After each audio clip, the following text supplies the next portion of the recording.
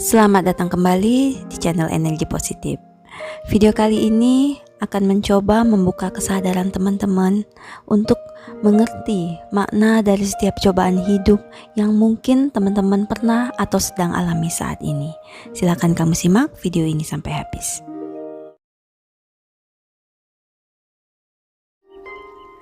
Dalam banyak peristiwa hidup, kerap kali sepertinya kita tidak diberikan pilihan-pilihan. Kadangkala suatu peristiwa sepertinya hanya ditimpakan begitu saja kepada kita.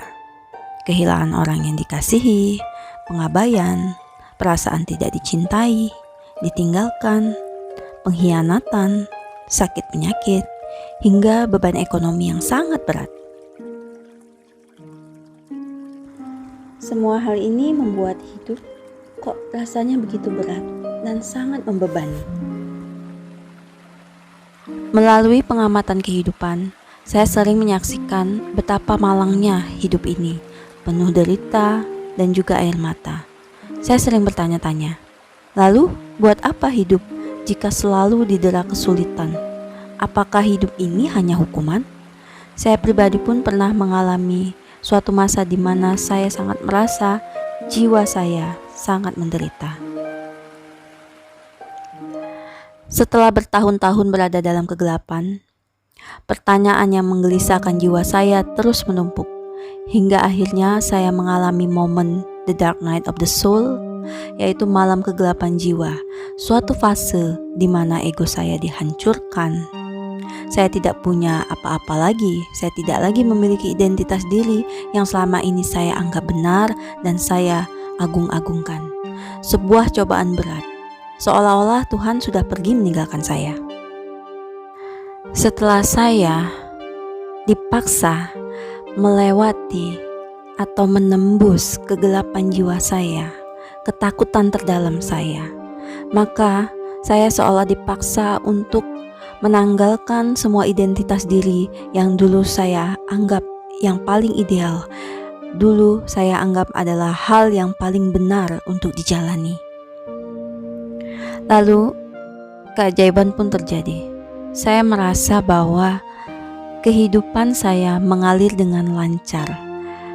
Nyatanya, semua hal-hal yang selama ini saya takuti, semua hal-hal yang saya khawatirkan, ternyata hanyalah ketakutan saya sendiri, hanyalah bayang-bayang, hanyalah ilusi. Masa-masa kegelapan jiwa yang saya alami waktu itu berlangsung kurang lebih selama 7 tahun. Setelah mengalami fase kebangkitan spiritual selama 2 tahun belakangan, barulah saya mengerti dan memahami apa yang sesungguhnya saya alami beberapa tahun yang lalu. Pada akhirnya saya sampai pada suatu pemahaman bahwa apa yang kerap kita sebut sebagai cobaan berat atau saya sebut saja sebagai tantangan hidup, itu sesungguhnya dimaksudkan untuk membongkar kemelekatan kita pada suatu hal.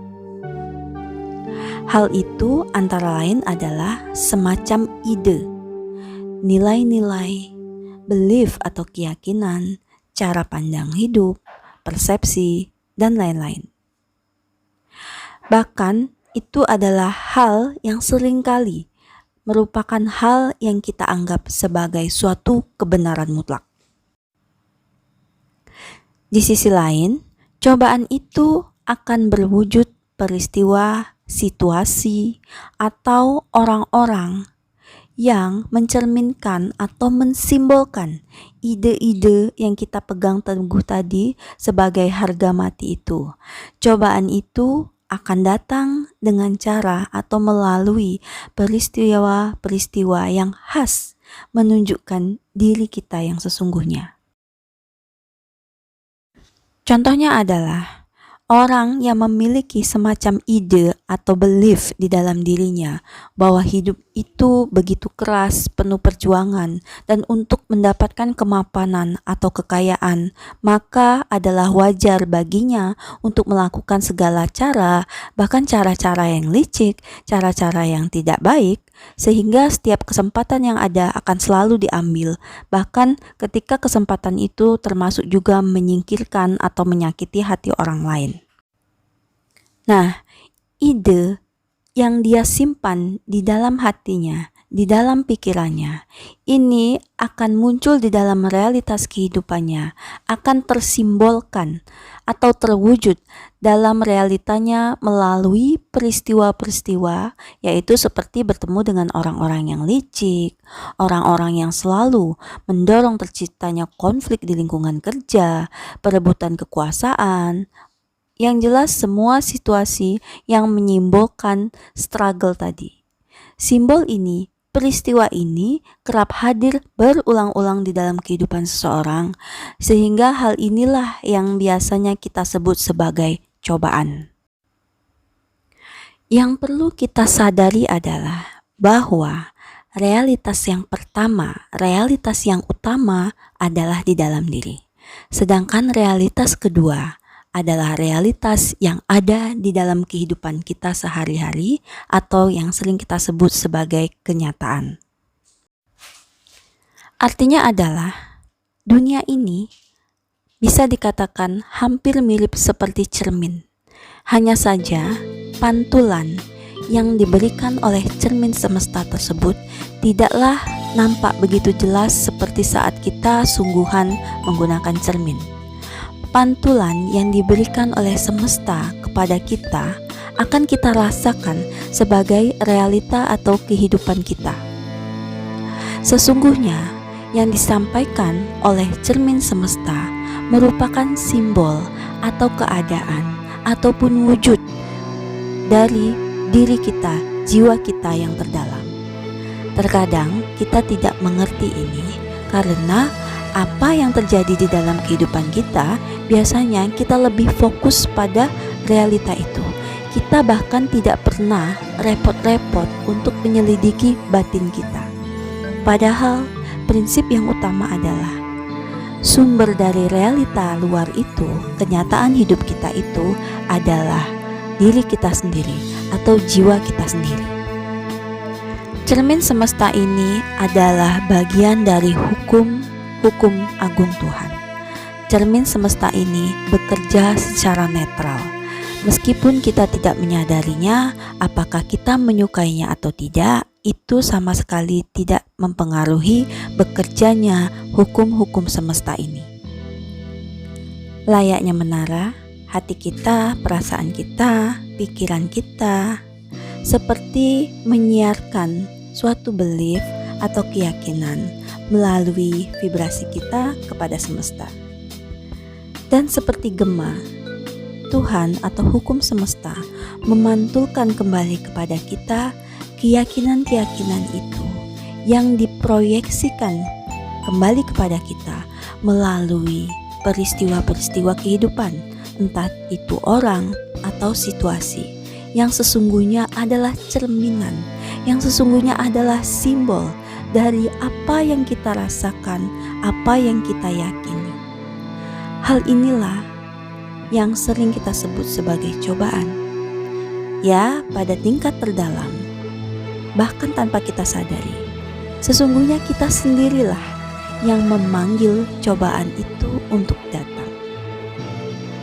Pikiran, perasaan, rasa, keyakinan, ide, nilai, itulah yang disebut sebagai vibrasi. Apa yang kita fokuskan melalui pikiran kita, perasaan kita, rasa, nilai, belief, persepsi yang kita lakukan, kita pikirkan secara dominan akan menciptakan suatu daya atau suatu medan yang kita sebut sebagai energi. Jenis energi dan vibrasi kita tentunya berbeda-beda antara satu orang dengan orang lainnya. Hal inilah yang membuat kita tampak berbeda satu dengan yang lain. Inilah yang disebut sebagai frekuensi. Bersama-sama, vibrasi, frekuensi, dan energi adalah 3 komponen utama yang direspon oleh hukum semesta yaitu hukum tarik-menarik. Hukum tarik-menarik meskipun kita tidak dapat melihatnya atau menelitinya, namun sungguh-sungguh ada di kehidupan kita dan sesungguhnya sering kali kita jumpai. Melalui hukum tarik-menarik, semesta ini hanya menghadirkan kembali kepada kita apa yang sesuai dengan frekuensi kita, yaitu apa yang kita fokuskan. Daya dorong dari hukum tarik-menarik adalah fokus kita, energi yang kita berikan melalui perasaan kita, pikiran kita, atau vibrasi kita. Pantulan atau cerminan dari semesta inilah yang kita sering sebut sebagai peristiwa hidup atau realita hidup. Dapat kita simpulkan, apabila hidup kita sering mengalami cobaan berat, cobaan beruntun yang terasa intens, sesungguhnya peristiwa tersebut bukan untuk menjatuhkan atau menghukum kita, namun ini adalah petunjuk bahwa semesta sedang menunjukkan kepada kita bayang-bayang diri kita, bayang-bayang jiwa kita yang sudah dikembalikan kepada kita melalui beragam peristiwa kehidupan. Lalu, bagaimanakah caranya agar kita dapat melampaui cobaan atau tantangan-tantangan hidup ini? Jawabannya adalah dengan menyelesaikan masalah pada tingkat penyebab. Karena realita utama ada di dalam diri, maka yang harus kita lihat adalah fenomena batin kita sendiri. Apakah yang selama ini kita pegang erat? Sesuatu yang membuat kita melekat, sesuatu yang begitu takut kita tinggalkan, atau sesuatu yang selalu kita anggap benar, atau satu-satunya kebenaran tunggal. Dengan kata lain, kita dapat memanfaatkan cobaan atau tantangan hidup ini untuk melihat kembali ke dalam jiwa kita. Tantangan kita, cobaan kita akan sangat menggambarkan dengan tepat seperti apa diri kita yang sesungguhnya. Hal inilah yang merupakan maksud dari kalimat bahwa cobaan kita tidak akan melampaui kemampuan kita. Jadi apapun tantangan yang sedang kamu hadapi saat ini, manfaatkanlah cermin itu untuk melihat kembali ke dalam jiwamu, bagian mana di dalam dirimu yang harus ditinjau kembali. Apakah ada kemelekatan, apakah ada ide yang selama ini dipegang erat, yang harus dilepaskan, atau paling tidak disadari keberadaannya. Dengan menyadari ini, maka tantangan hidup akan memudar dengan sendirinya, dengan berbagai macam cara. Seperti yang saya alami ketika saya dihadapkan pada cerminan cobaan saya memeriksanya, saya mengetahui dan mengenali bahwa ada semacam ide, ada semacam persepsi yang saya anggap benar dan ideal. Kemelekatan inilah yang membuat saya terus-menerus mengalami tekanan dan cobaan yang tidak henti-hentinya. Terkadang dengan cukup menyadari keberadaan ide-ide atau nilai di mana kita melekat pada ide itu, maka tantangan tersebut, cobaan tersebut akan memudar dengan sendirinya. Pada akhirnya, semua tantangan, semua cobaan dimaksudkan untuk kita agar memeriksa ke dalam diri kita sendiri, mengenali diri kita sendiri lebih jauh, dan melepas beragam kemelekatan di dalam diri kita. Momen inilah yang kita kenal sebagai hidayah. Baik, demikian video kali ini. Saya harap video ini dapat menjadi pedoman bagi teman-teman yang saat ini sedang mengalami tantangan atau cobaan berat yang datang bertubi-tubi. Terima kasih sudah menonton. Salam damai, salam hening.